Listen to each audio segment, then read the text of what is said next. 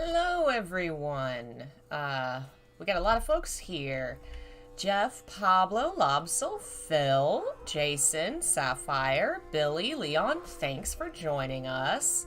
I was going to stream a video game today, but the curse of the broken electronics has not ended. I've had a couple of different things break. Now, one, my adapter seems to have one of the HDMI slots is broken. It just won't take anything. And then the other thing is audio won't come through. And I'm sure it's a setting problem somewhere and I just haven't figured it out yet. So I give up. Hopefully by the end of the week, video games will be fixed. But until then, I guess I'll just do readings and we'll stream TV show stuff. This is something I'd kind of planned to do in October, and then I figured, well, we're close enough, may as well start. If you've never heard of him, which you probably have, Hideyuki Kikuchi is a really famous Japanese author of horror who's been writing since the 1980s and had a really big influence on anime and horror and media in general in Japan. Most famously, he's written the Vampire Hunter D series. The 30th novel comes out next month. Grab it, because they're always great. This is Tales of the Ghost Sword, which is one of the few short story collections, I think the only one that's been translated into English. He's written so much that has just never been translated into other languages. Like, there's 60 books or so, not counting some manga, that's been translated into English. That is a splash in the ocean compared to how much he's written in Japanese. So what we're gonna read is one of the short stories from this book. All the stories in the book are connected by the fact that they are supernatural and dealing with the samurai class in the Tokugawa period. So they're all gonna be dealing with the issues of class and warrior class in society in that time period. But also there's ghosts and monsters present. Hey, folks hopping in. Hey, Kotski, Joe, welcome. So yes, I think we should finish the whole story because I don't think it's a very long one. But it's one of the ones I really enjoyed all of these. I wasn't sure I would, but I really did. So this is Metamorphosis by Hideyuki Kikuchi. Never was there so eccentric a character as Chitsugi Genbei, who worked in the clan accounting department. Now that the world is at peace, among the samurai, it is only the accountants in charge of the fief's finances who swagger about like merchants, flaunting their power both inside and outside the castle walls. Now, in any profession, one tends to find that men suck up to their bosses and look down on their subordinates, but accountants even look down on their bosses. When Chief Accountant Sakuma Shuzen went before the ruling council, he was always careful to speak deferentially, but there was nonetheless a touch of arrogance in his demeanor. Everyone who worked for him followed his example toward their peers in other departments. As a result, they were widely disliked. But Genbei was hated more than any of his colleagues because he treated everyone the same, regardless of whether they ranked above or below him. His eccentricity exceeded all bounds. He never smiled, nor spoke a pleasant word to anyone. As he sat silently hunched over his abacus, rapidly flicking the beads back and forth and jotting down figures in a ledger, the expression he wore on his face suggested not so much that he'd grown weary of the world, but that he'd been born without the ability to experience joy. So miserable did he look in his work that once, when a new employee remarked on it to his boss, the man who had entered the accounting department alongside Genbei 20 years before replied, "Yep, hasn't changed one bit." Genbei was now 38 years old. Today, people talk of drawing a line between one's public and private lives. Some will immediately stop what they're doing and kick back as soon as they hear the sound of the drums echoing through the castle at day's end. Or you may see them passing through the castle gates, the corners of their mouth turning upward from a frown into a smile the moment they step outside, as they raise an invisible cup to their lips, an invitation to a colleague.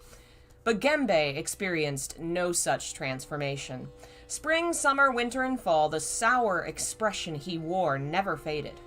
That expression, so it was said, could cause a cherry tree in full bloom to drop its petals, a clear blue summer sky to cloud over, golden ears of grain to wither on the stalk, and powdery flakes of snow to turn to lumps of ice in midair. It was no surprise then that Genbei got on badly with his colleagues. He never smiled at his boss, got drunk with his peers, or bantered with his subordinates. By this point, his colleagues no longer even bothered inviting him out for a drink after work. So Genbei traipsed silently back and forth between his home and the castle, the same dreary expression on his face, day in and day out. So bad was his reputation that once Nakasu Ryuhaku, a member of the ruling council, asked Chief Inspector Motomura Shozo to investigate Genbei's private life. Motomura assigned Hara Shinsaku to the case. Several days later, Motomura reported Hara's findings to Nakasu. He summed up Genbei in one word. He's a misanthrope. A misanthrope? Yes, a hopeless case it seems. You see, for the most part, misanthropes aren't born that way. The vast majority of them don't start out hating people. They just end up that way due to their personality or physical appearance. However, this Genbei character is a misanthrope right down to the very core of his being. According to Hara's report, from the time he was 7, whenever another person approached him, he'd quickly move away. Even his parents, it seems. When relatives came to the house, he'd refuse to come and greet them. His whole family was worried about his future. That's undoubtedly why, at 38, he's still unmarried. No, all in all, it's fortunate he found a job where he has to deal with numbers, not people.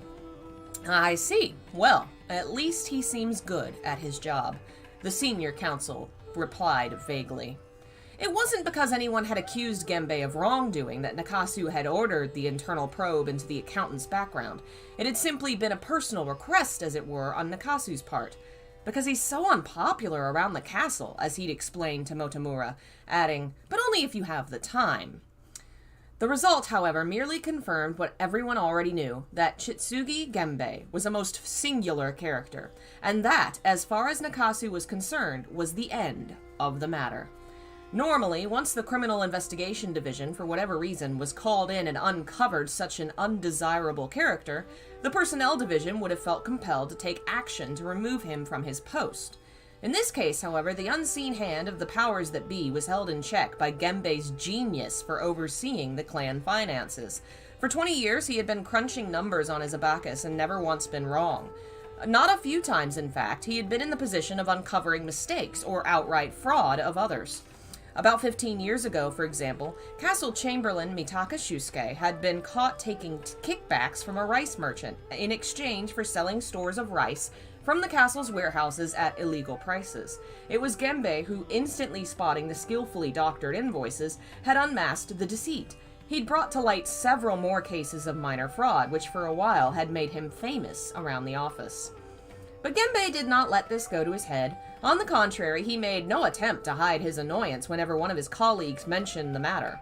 As a result of Genbei's actions, some, but by no means all, of those involved in fraud, including a number of senior samurai, had been put under house arrest or banished from the fief. But others who deserved to go to jail had managed to escape punishment and hold on to their jobs by feigning ignorance of wrongdoing. So much has not changed. Afterward, most of them kept their heads low and remained quiet, but others secretly began plotting revenge.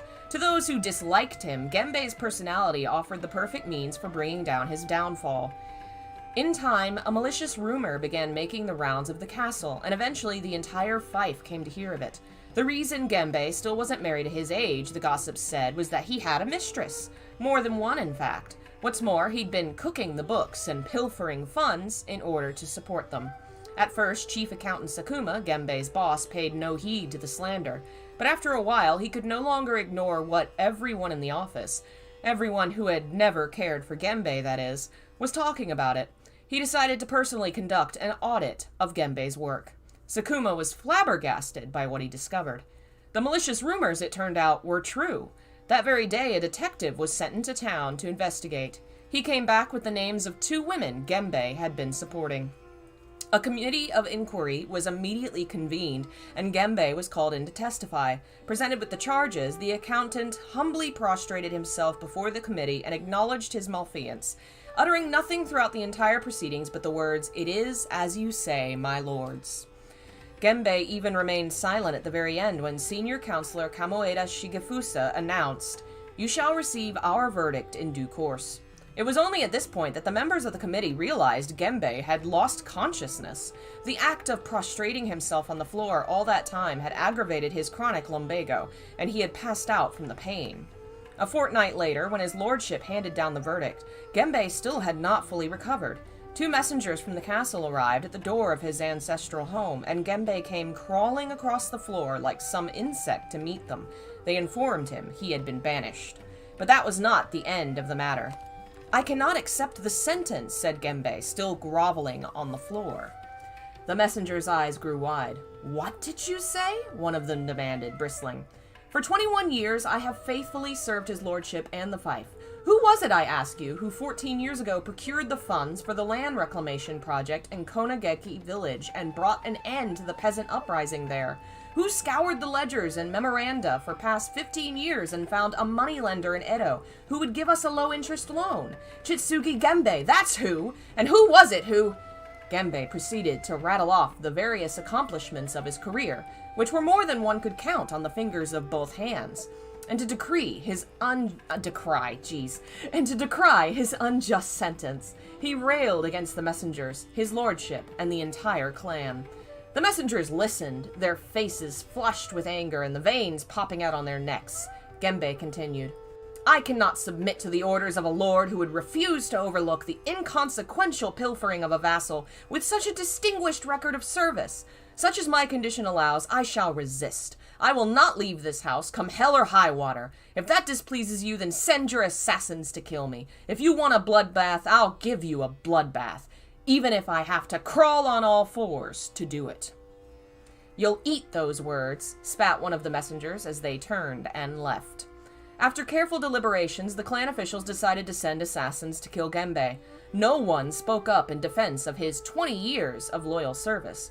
Burned into their memories was the image of Genbei seated at his desk, turning his face away with an annoyed look whenever someone spoke to him. 5 assassins were chosen, which some thought too many considering Genbei's physical condition. You know, the lumbago. One was Hara Shinsaku, the man that Chief Inspector Motomura had earlier given the task of investigating Genbei's private life. Though he'd only just turned 30, Hara was regarded as an expert swordsman, having studied the Ito style during his lordship's tenure in Edo. Early one morning, 4 days after the messenger's visit, the 5 assassins burst into Genbei's house. I bet it goes fine.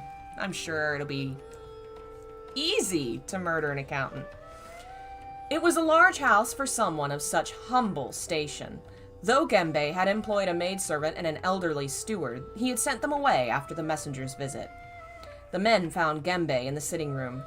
His condition did not seem to have improved in the least. He laid sprawled face down on the tatami, eyes glowing feverishly from his shriveled face, like some hideous giant insect in human form.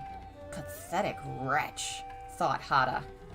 Leave this to me, said Nimura Zensuke, the most senior and hardcore of the 5 assassins, stepping forward. For an old hand like Nimura, who had mastered the Munen style of swordsmanship at the Myokokan, the clan's own school of martial arts, it must have seemed killing Genbei would be as easy as skewering a bug. But the situation took an unexpected turn. Aiming the tip of his sword at the figure crawling toward him on the floor, Nimura suddenly realized he was not in a good position. His blade was too low. A sword is designed to be wielded upright. That is the essence of all sword fighting technique. In this sense, as an opponent, Chitsuge Genbei presented a challenge Nimura had never before faced. Nonetheless, Nimura began calmly circling around Genbei. After all, his opponent's stance was not in accordance with any recognized style of swordsmanship. It was simply the result of his disability. Look out, thought Hara. He's moving! At astonishing speed, Genbei spun around on his stomach 180 degrees. A horizontal streak of light shot out several inches above the floor as Genbei's sword mowed through Nimura's defenseless ankles, cleanly severing both of them. Though dumbstruck for a moment at the sight of their companion writhing on the floor, blood splurting from the raw stumps of his legs, the other 4 assassins quickly rushed at Genbei, blades gleaming. But Genbei's sword flashed out continuously as he crawled back and forth, holding them at bay. He eventually retreated, still on his stomach, through the open sliding doors that led into the corridor running along the east side of the house. Leave him to us, barked Hideyuki Chojuro, the next most senior of the assassins. You look after Nimura. Hara was actually relieved. Though Nimura had been struck down in the blink of an eye, Hara was still reproaching himself for not having acted somehow to prevent it. As his companion writhed on the floor, still clutching his bloody sword, Hara took out 2 handkerchiefs and made tourniquets for Nimura's legs. Then he applied a medical balm he'd been given especially for this purpose.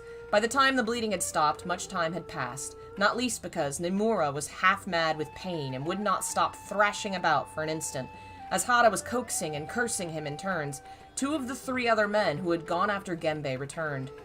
I don't believe it, thought Hara, noting their disgruntled looks. He glanced at their swords. They were smeared with blood, but not much.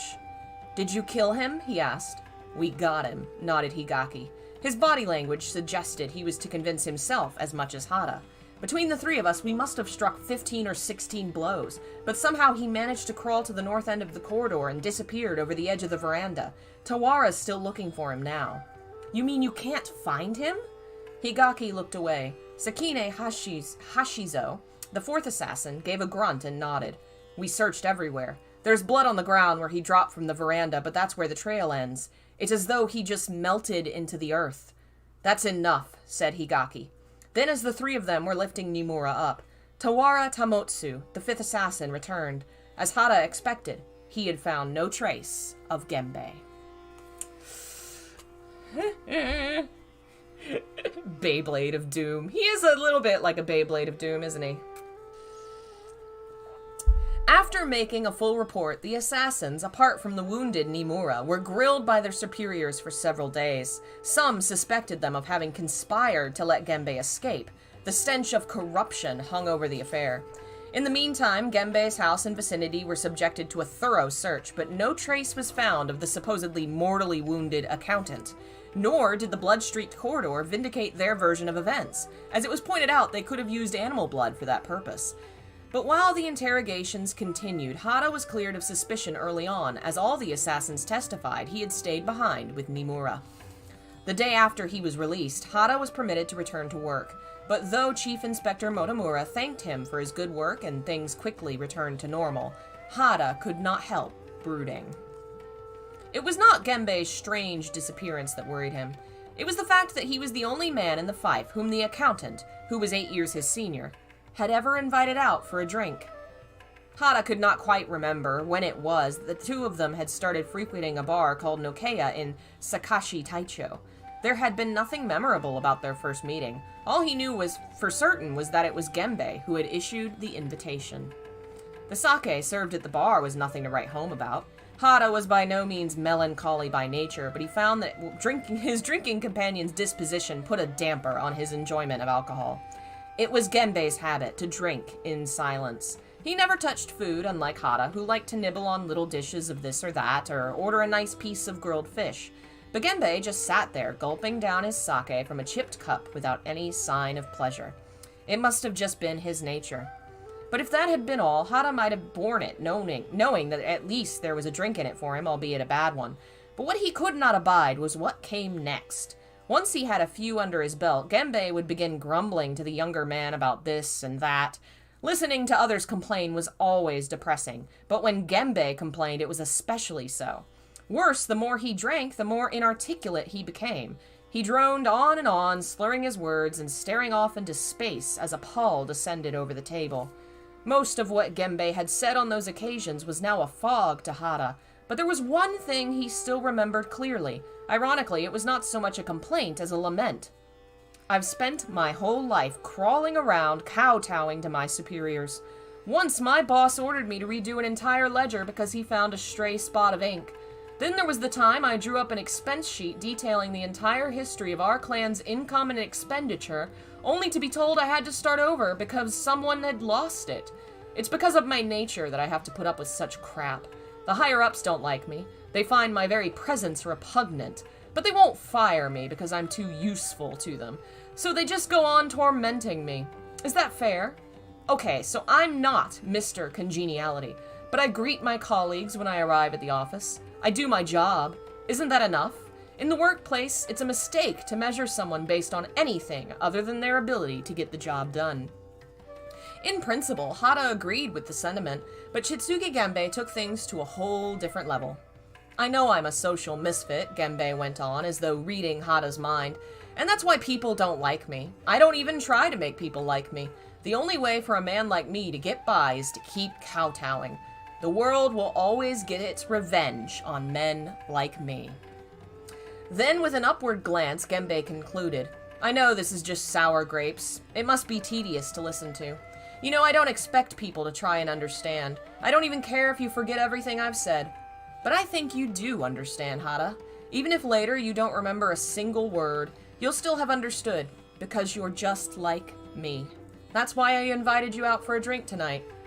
Lucky me, Hada had thought at the time, suppressing a rueful smile. But looking back on it, he couldn't remember ever having refused one of Genbei's invitations or having made any effort to avoid the accountant. Genbei said he'd invited him for a drink because they were birds of a feather. Had Hada perhaps secretly enjoyed Genbei's company? Impossible! Hada suddenly felt a gut-wrenching sense of denial. No offense to Genbei, he thought, but we're completely different. I have friends and a wife and mother to look after. Sure, we're of similar rank and status, but that's about it.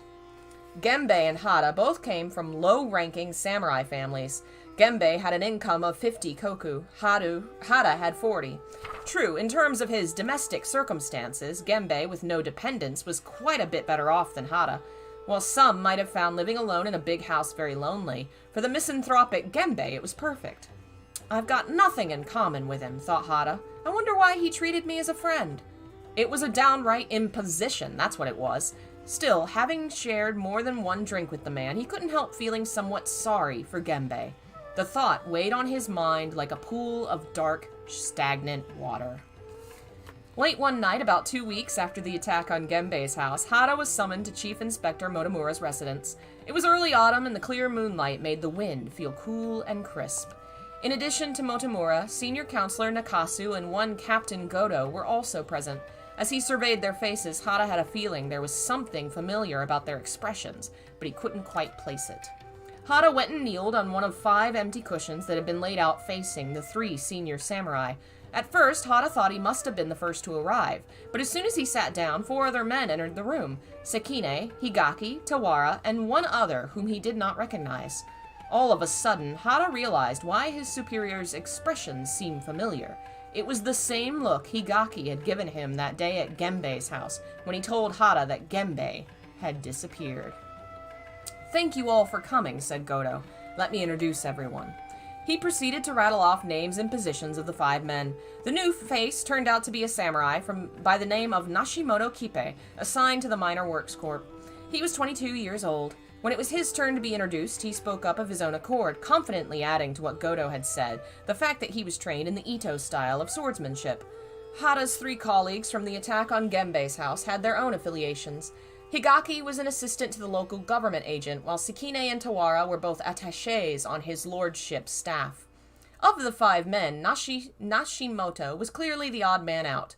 The Minor Work Corps was assigned with miscellaneous minor construction and repairs. Within the clan military bureaucracy, it was the most physically demanding and least respected unit. Isn't it always like that? Perhaps to compensate for this, Nashimoto behaved with unusual formality, sitting bolt upright on his cushion and speaking in a stiff manner. "The reason I've called you all here," continued Goto when he was done with introductions, "is rather, shall we say, extraordinary. I imagine at least 4 of you can guess what I'm referring to." Hada and his companions' faces registered surprise. "Apparently there's been a sighting at Chitsugi Genbei's house." The 4 men exchanged glances. Nashimoto... Why do I have so much trouble saying Nashimoto? Nashimoto said nothing, but looked on knowingly. "A sighting?" asked Higaki on behalf of the others. "You mean Chitsugi's been spotted?" Goto looked at his 2 colleagues seated beside him, as if seeking their permission to proceed, but Motomura and Nakasu made no reaction. It appeared the meeting was entirely in Goto's hands. With a look of resignation, he turned his gaze back to the 5 men seated before him. 4 nights ago, Goto went on matter-of-factly, 3 intruders broke into Chitsugi's house. How do we know this? Simple. They were found dead outside the front gate the next morning. All had their feet cleanly severed from their ankles.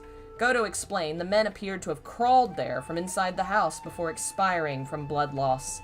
Hada shuddered at the gruesome thought of the robbers clawing at the ground even as they clung desperately to the life force quickly draining from their bodies. "And Chitsugi?" asked Higaki without giving Goto time to catch his breath. Given the nature of the attack, he'd obviously concluded Genbei was responsible. "The civilian authorities have been conducting an investigation for the past 3 days. At first, the clan stayed out of it. We informed them Chitsugi had been disciplined, you see. They think it was a falling out among thieves and believe a Ronin might be involved. Or rather, I should say, thought." "You mean," blurted out Hada, "that's not the case?" Higaki turned and glared at him as if to say, "Let me ask the question." But Goto said, "Oh, no, I missed a paragraph." Hada waited for Goto's answer. All this time, he'd assumed Genbei was dead, that after being wounded, he'd crawled into some secret place and died. The manner of the thieves' murder's a coincidence, isn't it? But Goto said differently. The authorities searched the house from top to bottom, but found nothing. So yesterday, after they'd left, we sent 3 of our own men to the house to have a look. They were all first-rate swordsmen. I heard nothing back from them all day. Goto explained one of the 3 men had reported back to him in the middle of the night. He could see at a glance that something extraordinary had happened, for the man was trembling like a leaf. According to his story, the 3 samurai stayed at Genbei's house all day without incident. Then at 8 o'clock that evening, from somewhere inside the house, they heard what sounded like someone crawling across the floor. Having been informed of the outcome of the previous attempt to assassinate Genbei, they drew their swords and searched every corner of the house to no avail. Afterward, they went to separate rooms to wait, determined not to let Genbei escape should he reappear. Finally, at about 11 o'clock, they heard the same noise again, this time coming from the corridor on the east side of the house.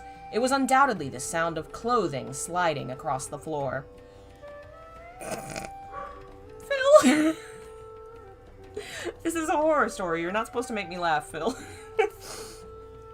Thinking they had their man, the three dashed out into the corridor. All they saw there was a long streak of blood as black as ink. Whoever or whatever had made it was nowhere to be seen. The three men were thrown into confusion. "He must be underneath the house!" shouted Goto's interlocutor, jumping off the veranda into the garden and looking around for more traces of blood. There were none. He turned back to the corridor and was about to call out to his two companions when he heard their screams and saw them fall to the floor, one after another. There was nothing visible below their ankles. The man in the garden immediately bolted for the gate. "You can't blame him," said Goto. "They had orders to return at once if the others were killed, with or without ascertaining the identity of their attacker." What Goto omitted to mention was that he was the one who'd given the orders. "So what was it," asked Hideyuki, "that attacked the other men?" "He had a fleeting impression of some shadowy shape darting past their feet," replied Goto. "That's all he said." "A shadow? That's it?" exclaimed Hideyuki, angrily raising his voice. "You mean they died in vain?" Two samurai had had their lives snuffed out, and for what? The third hadn't even been able to determine the identity of the attacker. Why had Goto sent them in the first place? Nakasu broke his long silence. "They're not dead," he said in a bored tone. A hush fell over the room. The senior counselor's creased face would not have looked out of place on a giant Buddha statue. He was known as the shrewdest of the clan leaders. "We sent help," continued Nakasu, "as soon as we received word. The men were still alive. It seems they managed to staunch the bleeding themselves. They'll survive." "So," asked Hada, leaning forward, "what did they have to say?" In his mind was a vivid image of Chitsugi Genbei cut to ribbons crawling along the corridor. Was he dead or alive? The first had his feet cut out from under him before he knew what hit him. The second reported seeing a man sliding across the floor towards him like a lightning bolt. Is he sure it was a man? He is, though he didn't get a good look at his face. What with being taken by surprise and in incredible pain, he did see the man's clothing. It matches our description of what Chitsugi was wearing at the time of the previous attack. Plus, his kimono was shredded to pieces. It was definitely Chitsugi. "His kimono? How did you—" "From Nimura."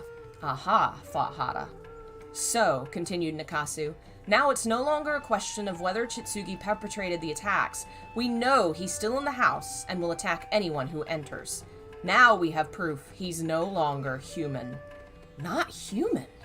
The five men exchanged glances. Earlier, Goto had used the word sighting in reference to Genbei. Was this what he'd been hinting at? "It's not just a question of Chitsugi taking down two men all by himself," insisted Nakasu. "It's the speed with which he appears and disappears, and the fact that he cut clean through their legs. Our man swears no human being could have done that." To punctuate his point, Nakasu stabbed his knee with the handle of his fan so forcefully it visibly dug into his flesh, belying his measured tone and calm expression. "And that is why you five have been chosen," solemnly intoned Chief Inspector Motomura, the only person in the room who had remained absolutely silent throughout the proceedings. Time to burn the house down. You know, that might have been a smarter idea. Unfortunately, Japanese houses were all close together and wooden. They had a lot of trouble with fires, so presumably they were like, we can't burn down half of the city to get rid of a ghost man.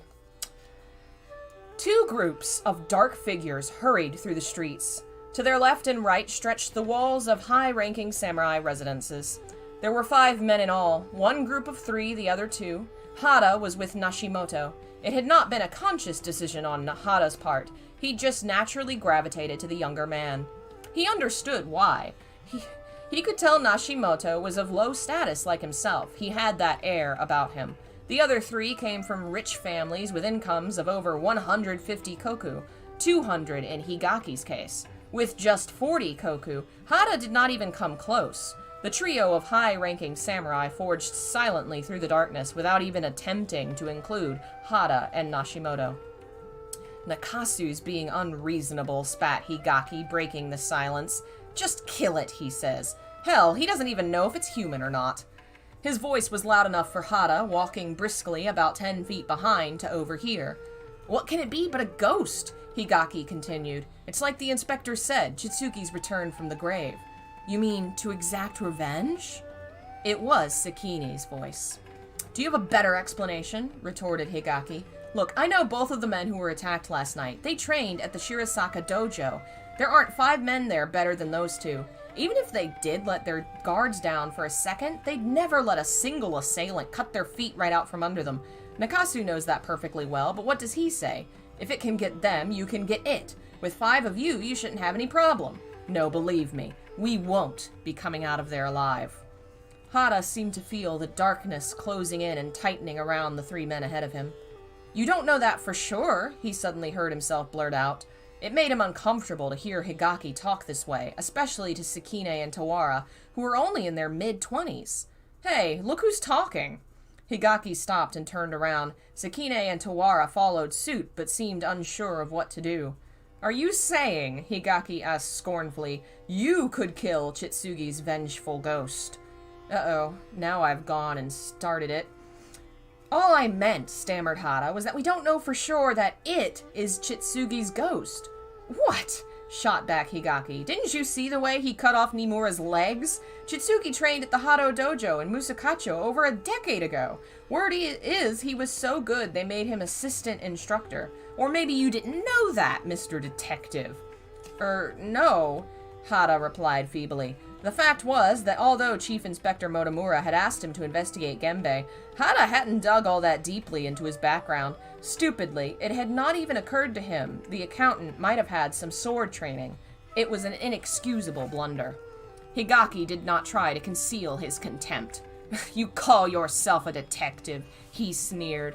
"So who's going to stand in Chitsugi's way, slithering across the floor like some sword-wielding fiend from hell? Hey, don't give me that look. Don't tell me you think he's still alive. Oh, that's right. You weren't there when he was flailing around on the floor. You weren't with us when we were cutting him to ribbons. I must have severed his backbone, and I reckon Tawara had split his skull in 2, but he just crawled off into his hole like the wretched worm he is. That's enough!" Venom welled up in Hada's breast and spilled into his voice. He knew if any more of it came out, he would end up crossing swords with Hideyuki. "Well, well," said Hideyuki, glaring at Hada. "Just as I've always suspected. You've got a soft spot for Chitsugi, haven't you?" "That's not—" The last word, true, stuck in his throat. After all, he'd never, not even once, refused Genbei's invitations. Hideyuki seemed to read his mind. "You know what I think?" he said, his refined, aristocratic features curling into a cruel sneer. "I think you've been in secret contact with him. After all, it makes sense. Birds of a feather." Hada heard Sakine and Tawara gasp. He felt the venom in his chest begin to stir again and fought to keep it under control. "And what exactly," he demanded, "do you mean by that?" "Just what I said. People like you and Chitsugi will never amount to anything in this clan. You'll crawl around like bugs your entire lives." Hada was conscious of his own hand reaching for his sword. "Hada!" shouted Tawara. He and Sakine moved away from Hideyuki. "Hey, you want to fight?"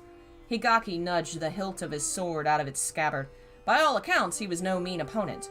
Hada slowly moved his right hand to the hilt of his sword.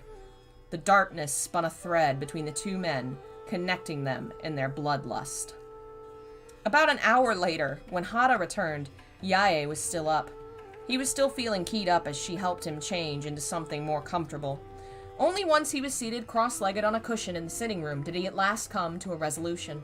It seemed to Hada his wife wanted to say something. "What is it?" he asked.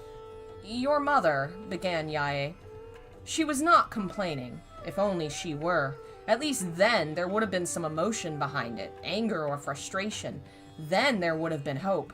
But when Yae came to him with a grievance about her mother-in-law Toki, it was like a very able official delivering a progress report to his superior. Her emotionless account invariably cast a pall over Hada's mood and the entire house. 8 years earlier, when Yae, then a demure, kind-hearted girl of 18, had married Hada, his mother had been very taken with her. In fact, it was Toki... Sorry about that. It was Toki who had chosen her as his bride. No doubt the clever Toki, in making that choice, had been looking far ahead to a time when she was old and infirm and would need looked after. She hadn't calculated on being laid low by gout just 3 years later. The intense pain that accompanied her periodic attacks turned the bedridden Toki into a difficult, nagging old woman. Not a day went by when Yae was not upbraided for every little thing, from her housekeeping to her care of the invalid herself.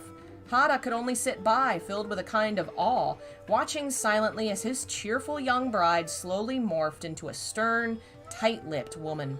If Hada tried to say anything to his mother about it, she would invariably choose that moment to have an attack of gout, so he'd resigned himself to his wife's fate. As a result, every morning and night, including tonight, he was forced to listen to Yae taking her mother-in-law to task. But as his wife rattled off the usual litany of grievances, like someone monotonously intoning a libretto from a no play, Hada cut her short. The tension of the near life-or-death showdown with Higaki at last ebbed from his body. He was in no mood to listen to his wife's grumbling. "Is something wrong?" asked Yae, finally noticing the change in her husband. Well, as a matter of fact, Hada explained the situation. Nakasu had ordered the 5 samurai to make a thorough search of Genbei's house in 3 days' time. If he failed to return, Yae would have to deal with everything on her own. When that day came, he had no doubt she would be angry with him. At least he wouldn't be around to bear the brunt of that anger. "Nashimoto is a good man," Yae observed in an unusually demure tone once her husband had finished speaking. It was Nashimoto who had stepped in at the last moment to prevent Hada and Higaki from coming to blows, placing a restraining hand on Hada's shoulder a fraction of a second before Hada's own right hand reached the hilt of his sword. "Hada," he said forcefully, "stop it." Nashimoto's words were a warning to both men to come to their senses. Bye, Billy. See you later. "Tawara, Sakine," he added, "please restrain Higaki." Thus prompted, the other 2 samurai rallied to Nashimoto's aid. "Yes, Higaki," they chimed in, "don't do anything rash." Hada and Higaki had no choice but to sheathe their anger and their swords. After Hada had apologized politely, Higaki stalked silently off, followed by Tawara and Sakine, leaving Hada and Nashimoto standing alone in the street. Hada thanked Nashimoto. "What for?" the younger man replied, waving his hand dismissively. "I've got a good deal more in common with you," he laughed, "than that lot." Hada smiled and said goodnight, but inwardly the encounter left him feeling despondent. Nashimoto had that slightly seedy, impoverished air of many low-ranking samurai. From the look of him, Hada figured his estate couldn't be worth much more than 20 koku a year, and yet he had treated Hada as an equal. Was that how he looked to others? But here was his wife, far from sharing his indignation as Hada had expected, was actually praising Nashimoto. "About this search you mentioned," continued Yae when Hada remained silent, "it sounds as though Senior Counselor Nakasu plans to cut his losses." More than the coldness of her tone, it was the thin smile on Yae's lips that deepened Hada's despair. "That's right," he muttered gloomily. "We're going to kill Chitsugi." "No, what I meant was, it appears the Senior Counselor intends to wash his hands of the whole affair by sacrificing you to that ungodly thing." "What are you talking about?" "You 4, not counting Nimura, failed to kill Chitsugi the first time. If you ask me, his wrath is directed at you." "In other words," said Hada, "once we're dead, his desire for vengeance will be satisfied. Is that it?" "Exactly," his wife nodded coldly, as though it was she, not Chitsugi, who was the vengeful spirit. If the deaths continue much longer, people will start to talk. Why, they'll ask, does Chitsugi's ghost bear such a strong grudge? Did the clan treat him unfairly? Is his lordship not a good ruler? People are always gossiping. The senior counselor wants to avoid that at all costs. That means getting rid of Chitsugi's ghost, and the 4 of you. Nashimoto was probably chosen to divert attention from his true intent. More the pity for him. Hada sat with his eyes closed and arms folded across his chest, saying nothing. "But even if the others are killed," continued Yae, hammering home her point, "you must escape. If not, the Hada name will die with you. I'm sure you don't want to take the blame for that, even if your estate is only worth 40 koku. "Not that again," thought Hada, anger welling up inside him. Even at a time like this, she can't open her mouth without slandering my family. Yae's family came from a long line of district magistrates. Until her grandfather's generation, her family had controlled an estate worth 400 koku a year, but she'd never boasted of her family's wealth until Hada's mother fell ill. Over the next 2 days, Hada was forced to hear the words 40 koku over and over again. Therefore, when the appointed day finally arrived, he actually greeted it with a sense of anticipation. Hada reached Chitsugi's house slightly before the agreed-upon time of 4 o'clock. A young couple was standing in front of the gate, bathed in the evening glow that seemed to envelop everything. As he rounded the corner, Hada stopped and began to observe them. Judging from appearances, they belonged to the merchant class and were either engaged or recently married. On the young woman's chest, a splash of color peeked out beneath her kimono. The pair stood looking at Chitsugi's gates, which was made of bamboo poles lashed together at right angles. Suddenly they turned and anxiously surveyed their surroundings. Hada quickly drew out of sight. Their eyes passed over the place where he was standing without noticing him. Hada took a couple breaths and poked his head out again. The young woman stooped over, surreptitiously inserting a bouquet of flowers she'd been holding into a gap in the wall between the door and the gate.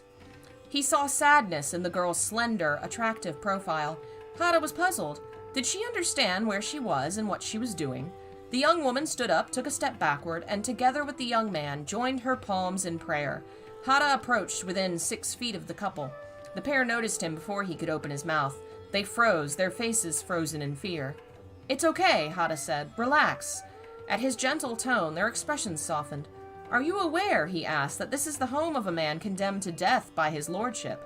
The couple exchanged glances. Yes," they replied simultaneously. "What are the flowers for?" asked Hada, coming straight to the point. The man tried to speak, but no words came out. Hada ignored him. It was the girl, after all, who had placed the flowers in the gate. "Well, young lady, how about it?" For several moments, a hush fell over the 3 figures while the girl seemed to try and make up her mind. Finally, a sound as though she was struggling to swallow, something emanated from her throat.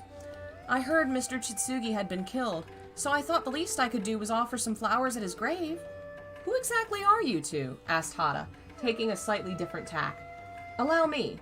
This time it was the young man, submissively rubbing his hands together, who answered. As it turned out, he owned a haberdashery called the Okada in Hanakagecho. His name was Sokichi, and the girl, his wife, was Otsuka. They were newlyweds, married just 2 weeks earlier. My mouth is starting to give out on me, apparently. But in order to bring about their nuptials, a significant obstacle had to be overcome. The Okada was mortgaged to the hilt. Sokichi's father, Ikichi, after handing the business over to his son, had taken to drinking and gambling heavily, as though to celebrate his newfound freedom. At first, Sokichi had not been all that concerned, knowing full well his father was honest and prudent by nature. Traits he assumed would carry over into his new pursuits. Sokichi naively believed the pain of losing a little bit of money was the only medicine needed to cure his father of his gambling addiction. In the end, that medicine cost him dear, 200 ryo to be precise. Not bold enough to dip into the till of the store, Ikichi had borrowed from a bookie, putting the store and its land up as collateral. The bookie had lent him as much money as he'd needed. Then 2 weeks before Sokichi and Otsuka's wedding day, some men had shown up at the Okada, grasping a handful of IOUs. "Father took to his bed while I ran around trying to scrape together as much money as I could," Sokichi told Hada, "but I knew the amount was far more than a tiny shop like ours could come up with. So reluctantly, I asked Otsuka if we could put off the wedding." Otsuka had asked Sokichi for the reason for the postponement. "If you have a good reason," she'd said, I'll wait as long as it takes." Sokichi had been moved by her fortitude. In the end, it was Otsuka who had resolved the crisis and saved the family shop. Otsuka worked at a bar across the river. One of her customers was a rather dour samurai who always drank alone. She'd heard it said by another group of samurai who frequented the bar he had loads of money stashed away and was in the habit of loaning it out at usurious rates. So that's what Chitsugi was up to. Disappointment and anger darkened Hada's face. "No," Otsuka hastened to add. "You've got it all wrong. Yes, I did come here to Mr. Chitsugi's house and ask him to lend me money. He wanted to know why I needed it, so I explained the situation without holding anything back. He nodded and said he'd lend me the money. You can't imagine how relieved I was to hear that. But then, being a woman, I immediately started worrying about the interest rate, so I asked him how much he wanted. "I won't charge you anything," he said. Hada was dumbfounded. "Of course, I was skeptical too," she continued, so I asked him, "Really? You mean that? After all, you hear all sorts of stories about people who borrow money, and when it comes time to pay it back, the lender says, 'The reason I didn't say anything about the interest was because I assumed you understood,' or something like that." Otsuka had become quite excited, so Kichi tugged on her sleeve. "But it's true," she protested. "Among our class of people, there are plenty of folks who will stoop to that sort of thing. But no matter how I pressed him, Mr. Chitsugi just shook his head. 'I'm a samurai,' he said. 'I've saved money, and I like to lend it when I can to those in need. Just be sure you return it. That's all I ask. I don't want your gratitude. It's enough if you pay me back by the agreed-upon date.' Well, I felt so bad about it, I offered to pay some interest, even a little, but Mr. Chitsugi wouldn't hear of it. 'If you worry too much about such things at your age,' he laughed, 'you'll grow old fast.' Now, I don't know what Mr. Chitsugi did to incur his lordship's wrath, but after what he did for us, what's wrong with offering him some flowers? Why, even my own flesh and blood turned their backs on us. Only Mr. Chitsugi agreed to help, and he did so gladly. It's thanks to him the two of us are standing here before you today." A tear rolled down Otsuka's cheek. "I didn't say," said Hada, his mood brightening, "there was anything wrong with it. Leave the flowers. They'll make Chitsugi happy. Now be good to each other and stay well. I'm sure he wouldn't want to see his efforts go to waste." The pair realized Hada was quietly ordering them to move on. Otsuka wiped her tears and together with Sokichi bowed to Hada. Then they turned and began to walk away. When they reached the next corner, they turned again as though on cue and bowed to Hada once more. Then they disappeared. Hada was left alone with the flowers and the gloaming. He suddenly became aware that the unpleasant lump in his chest had disappeared. It no longer mattered to him whether the thing lurking beyond the gate was a man clinging to life or a vengeful ghost. Chitsuki Genbei had disliked other men and been disliked in return. Their schemes had been his downfall. Not a single person had stood up and protested his punishment, and yet here were these pretty flowers placed as an offering before the gate. "Hold on, Chitsuki," Hada said, cheerfully across to the other side of the gate. "I'm coming to perform your last rites." As soon as he'd spoken, he heard the sound of footsteps behind him. He turned to see Tawara and Sakine walking toward him side by side. The other two samurai would undoubtedly be along shortly. Hada took the bouquet in his hand and, after greeting his comrades, walked around the corner where the young couple had disappeared and placed it upright on the ground against the wall. He knew if Higaki saw the flowers, he'd tell them to throw them away. Returning to the front gate, Hada saw in the distance behind the figures of Tawara and Sakine the older samurai approaching. Darkness had followed rapidly once the 5 samurai were assembled, as though it had been waiting for them. Hada and Nashimoto were stationed in the drawing room at the back of Chitsugi's house, where Nimura had been attacked. Dark bloodstains stretched across the tatami as though someone had dumped ink on the floor. Higaki took up his position in the 10-mat room next door that had served as Chitsugi's bedroom and study. Tawara and Sakine patrolled the corridor, which ran all the way around the house and stopped at the entrance hall. Somewhere in the distance, a bell tolled, signaling the hour. 11 o'clock, said Nashimoto. If he's going to appear, it'll be soon. He glanced at the shoji facing onto the garden and rapped his ankle with his hand, making a strange sound. As Hada looked down, Nashimoto lifted the hem of his hakama up to his knee, revealing a series of dark lines running down his calf to his ankle. Hada realized he was wearing chainmail. I thought of asking a blacksmith to make some iron leggings for me, explained Nashimoto, but no matter how thin they were, they'd be too heavy. One doesn't want to be weighed down too much. These are light, plus I was able to have them made at home. Now that was smart, thought Hada, impressed. But while he admired the young man's foresight, he couldn't help wondering whether such lightweight mail would really provide sufficient protection against Chitsugi's lightning-fast, razor-like ankle strike. Hada had seen what Chitsugi's sword had done to Nimura's leg. It had not only cut clean through flesh, but even the bone, leaving a wound so smooth it was hard to believe it was the work of a mere mortal. Chitsugi's life, reflected Hada, hinged on that one blow, a fact that seemed to give him a strength defying human comprehension. Just to be on the safe side, continued Nashimoto, I've also been honing my technique for parrying an upward blow. But try as I might, I just can't figure out a method of defending against a horizontal strike low to the ground. How about it, Hada? Do you have any suggestions? Nope, Hada answered. It was a lie, and yet not a lie.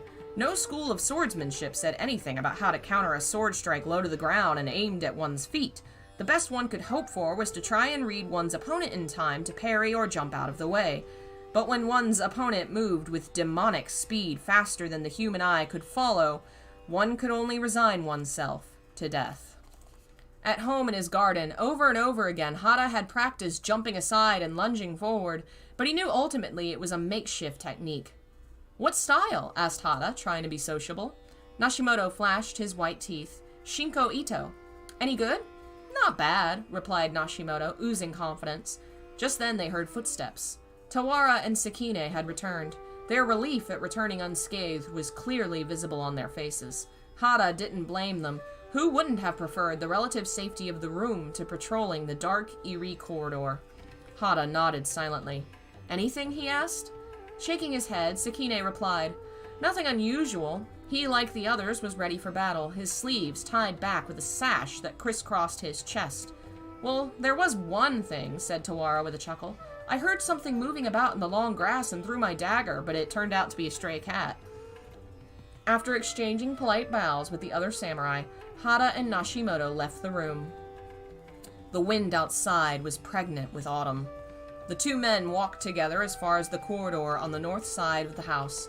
There, they bowed to one another and headed off in separate directions. Hada was to walk to the end of the corridor on the east side of the house, and then double back to where he started. Nashimoto would do the same on the west side. At that point, the two men would check the other was safe before exchanging roles, this time Hada patrolling the west and Nashimoto the east. This was the plan all four samurai had agreed upon beforehand. The corridor was only about 12 yards long on each side of the house. 2 candles would have provided sufficient light to see the end of it. As it was, 3 circles of light quivered in the breeze of the corridor. In any similar situation, when on patrol, one would keep one's eyes peeled in all directions. But in this case, Hada focused his attention only on the floor directly in front and behind him.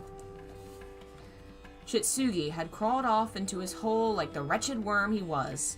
Those had been Higaki's words. But surely he was dead by now. It was his vengeful ghost that was haunting the house. In which case, strange as it might sound, he'd attack them as he had before, crawling on all fours, as though the humiliation he endured in life continued even after death. Hada had reached the entrance hall without incident and returned halfway along the east corridor when he heard the sound of the shoji to one of the rooms opening behind him. He spun around and saw Higaki standing there. "Seen anything?" asked the older man in his usual intimidating tone. "No," Hada replied curtly. "Nothing." Without another word, Higaki stepped back into the room. The shoji slid shut behind him as though of its own accord. By the time Hada had returned to the north side of the house, Nashimoto was waiting for him. "Any sign of Chitsugi?" asked Hada. "No, not yet. Well, be careful, especially in the dimly lit areas." "I know." Hada could clearly hear the determination in Nashimoto's voice. He thought this young man wants all the glory for himself. Of course, the ruling council was bound to offer a reward to whoever killed Chitsugi, and, if that person really distinguished himself, maybe even an increase in pay. For a confident and ambitious young man like Nashimoto, one could hardly wish for a better opportunity. But something was nagging at Hada.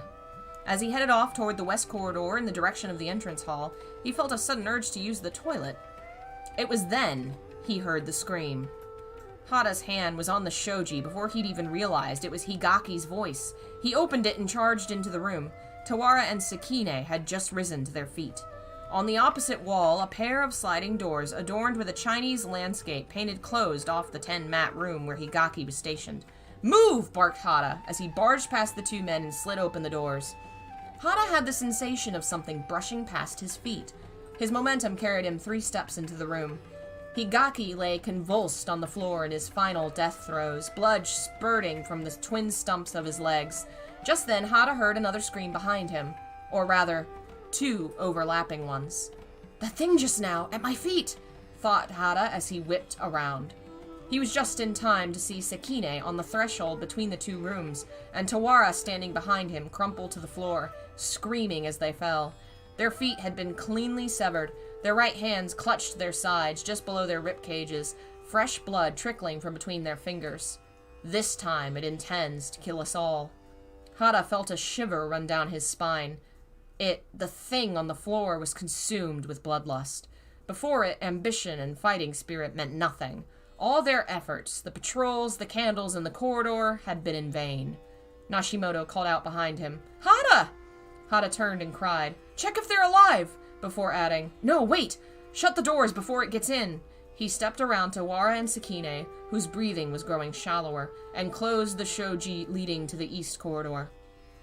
Hada had just realized something. Higaki had stepped into the corridor to speak to him only moments before being attacked. It must have been lurking outside in the corridor and slipped into the room when the shoji was opened. The same thing had happened to Tawara and Sakine. Hada had unwittingly unleashed the bloodthirsty theme on them when he opened the sliding doors to Higaki's room. As long as the doors were closed, it couldn't get inside. Hada didn't know why, but he was sure of it.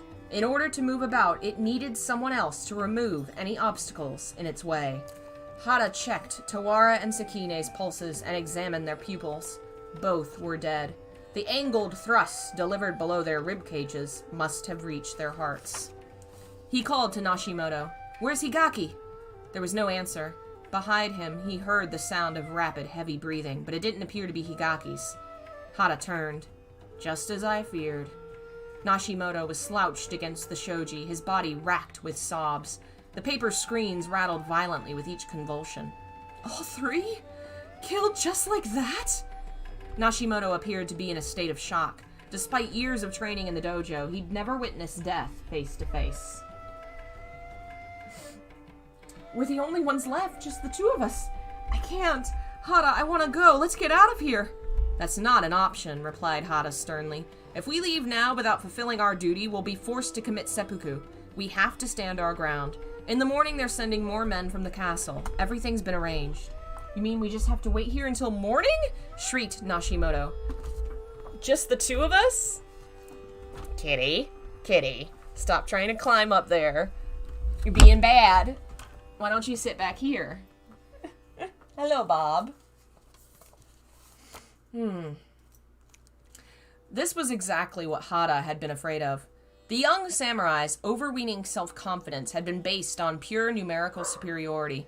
5 of them against 1 adversary. Now, with 3 down and 2 to go, the odds didn't look quite so favorable, and Nashimoto's bravado had turned to cowardice.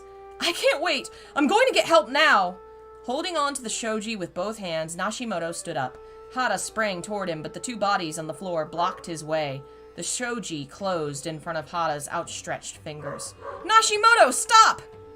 It was only a matter of seconds before Hada reached the shoji and opened it. In that short amount of time, he heard a scream. It was Nashimoto's death cry. As he bounded into the corridor to his right, Hada saw Nashimoto's body convulse in the final paroxysms of death. His legs were severed in exactly the same place as the others, and his right hand was clasped over the fatal wound just below his ribcage. Hada closed the shoji and went over to where Nashimoto lay. He knew it was too late to do anything for him. As Hada bent over, Nashimoto's convulsions grew smaller and then abruptly stopped. At that moment, his throat relaxed, and a torrent of blood came gushing out. "Whom the gods love dies young," murmured Hada. He glanced at Nashimoto's ankles. The young man's chainmail leggings had been cleanly cut through. Hada stood up and walked around to the east corridor. He followed it to the end, the place closest to the entrance hall. "Are you listening, Chitsugi? It's me, Hada. I've returned," he called out. There was no answer. His words were swallowed up by the darkness. "At this point, it's useless talking, I suppose," Hada continued. "I take it you've let me live this long because of some goodwill you feel toward me, but I can't very well go waltzing back to the castle as though nothing has happened after letting 4 comrades die. Seeing as you're a samurai too, I'm sure you'll understand. Now I'm going to start walking toward the north corridor. Do me a favor and attack me before I get there, and I'll do my best to defend myself. Only the war goddess Marcy knows who shall prevail. Okay, are you ready?" Without waiting for a reply, Hada nudged the hilt of his sword out of its scabbard with his thumb and headed down the corridor. "Here I come," he called out. He proceeded halfway along the corridor without incident. Of the 3 candles that had been lit, 1 had gone out. The area around his feet was wreathed in shadows. Though Hada had been listening intently for any sound from inside the house, suddenly down by his right foot, he was startled to hear, quietly but clearly, someone call his name.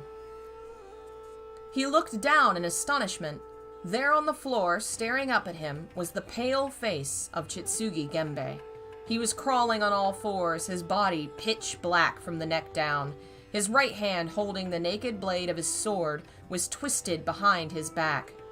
Chitsugi! Hada's first instinct was to run, to put as much distance as he could between him and it. Suddenly, something tugged at his hakama. Hada toppled inexorably forward. Breaking his fall with his hands, he turned his head. There, right in front of him, was Genbei's face. Instead of being pale, though, as he'd expected, Hada saw it was smeared with blood. Kill me, Hada. Only you may kill me. You and I are the same. No, protested Hada. That's not true. Holding his sword, Hada raised his right arm above his head. The image of the young woman at the front gate and the flowers she'd left there flashed through his mind. He had to put the flowers back. He brought his arm down. He was astonished at how fluidly it slipped through the air. He wouldn't have thought it possible, given his position, but somehow the blade of his sword connected with Chitsugi's neck, severing it in a clean, single stroke. Hada was overcome by a fit of coughing. He had the sensation he was sinking into a bottomless pit. As he drew nearer Chitsugi's corpse, what he saw made him shut his eyes. Chitsugi appeared to have been dead a long time. The stench of decaying flesh assaulted his nose. Hada was overcome by fatigue. Chitsugi's words came back to him. You and I are the same. To this was added another voice. I've got a good deal more in common with you than any of that lot. And one more. Even if your estate is only worth 40 koku. No, I'm not like them. I'm different from Chitsugi and Nashimoto. Then, was it the body and the blood around him that triggered it? Another memory crept into his head. When Hada was 15 or 16, he'd joined a gang of similarly disaffected young samurai of low rank and run around getting into trouble. Later, when he'd become a detective and gone to work in the castle, no one had been more surprised at his transformation than his family. His mother had cried with joy. But it wasn't what people thought. I hadn't changed, I know that now. I just gave in. I didn't give a damn about my relatives or my mother, always going on about what would become of our wretched family. They could all go to hell for all I cared. I could have chucked it all and sold my services to the highest bidder. I'd have gladly done so. But I realized if I abandoned my family and the clan, I couldn't survive on my own. The world's a cold place to those who deviate from the norm. I dreaded the price I'd have to pay for my rebellion. So I gave in and decided to get a job and go on the straight and narrow. Perhaps Chitsugi chose the same. For 20 years, Hada had been keeping the fire inside him tamped down. Chitsugi was right. I am the same. He struggled to picture the face of the young woman with the flowers, but he couldn't. Resentment never dies. It's merely passed on. Chitsugi's grudge falls to me now. The grudge of one who crawled about his entire life, never bothering anyone, and was unjustly condemned to death. Hada readjusted his grip. He would never sheathe his sword again. If anyone enters this house, I'll cut off their feet. Until I can find a new Chitsugi. A new Hada. Hada waited in the corridor for a while before heading back to the sitting room. He was unaware he hadn't stood up since killing Chitsugi. I'll just wait here until dawn. That would be when the men from the castle came. Gripping his sword, Hada crawled along like a bug. Yep, that is the story of Metamorphosis, which I think the title is an obvious, clear reference. For one, it's the title meaning change, but also it's the same title as the story by Franz Kafka, Metamorphosis, where a man turns into a bug. I think that's a clear reference there that this story is kind of more metaphorically making its characters into murderous ghosts who behave like bugs. I think that story is the smartest one in this collection. All of them have a lot to do with class struggle, but that one just handles it really well in a really interesting way and really makes you see a lot of the different ways, you know, that it affects the society that they're in, you know, the way that it affects the wife, the way it affects the rich samurai, the poor samurai, the boss.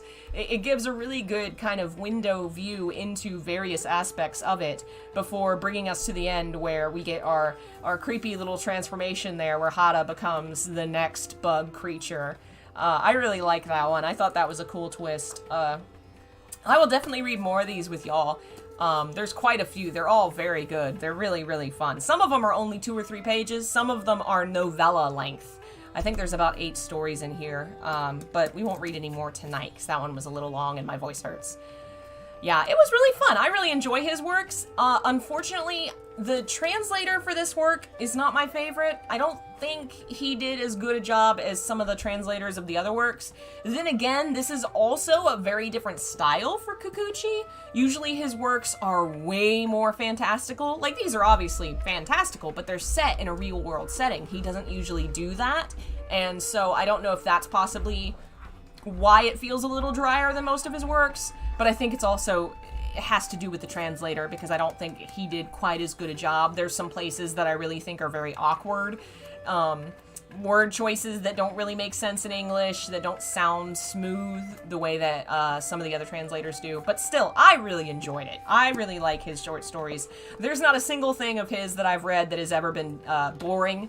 They've all been very unique and interesting. So we will definitely read more of those, especially as Halloween comes along. There's another short story collection that's actually a Vampire Hunter D novel. So it's short stories for Vampire Hunter D, not necessarily like this one where it's unique stories, but we'll read some of those too because they're really good. His Vampire Hunter D stuff isn't my favorite of what he does, but it's definitely really, really good. Like, good world building, really interesting, quite fun to read. But we'll get to that at some point. Thanks for listening. Sorry that streams have been a little weird this week. I've been having so many problems with this setup. What my mom and I are working on right now, basically, she's offered to help fund updating everything in return for me finishing her for her garage, which I've been kind of slowly working on since we moved and just not dedicated enough work on. And she was like, okay, I'll fix all your broke stuff. You fix the garage. I was like, sure, I can do that. So that's why I've been, why I streamed later than normal today. Probably will do the same tomorrow. We'll read more. And hopefully by Friday, the gaming thing will be fixed. I have a couple things I now need to replace because they're broke. And I may have my cousin come over and show me how to fix the setting problem we had today where the audio wouldn't work. Anyway. If you like what I do and you want to support it, links in the description to join the Patreon and the YouTube membership. You get a lot of bonus content that I need to work on because I haven't posted it since all this shit went down, damn it. I'm so sorry. I will get to that. Thanks to all of our members, Pablo, Phil, Jeff, Billy was here earlier. Lots of cool folks in the chat. Thank you so much, members. I love you so much. And I promise that I will definitely get you your stuff soon. It's been real busy lately with everything breaking and trying to fix it all and then working on the house.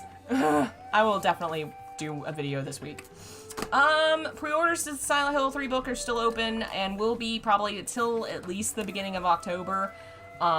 And I think that's all the news I have to update. Here's Gandalf to say goodnight. Come here, Gandalf.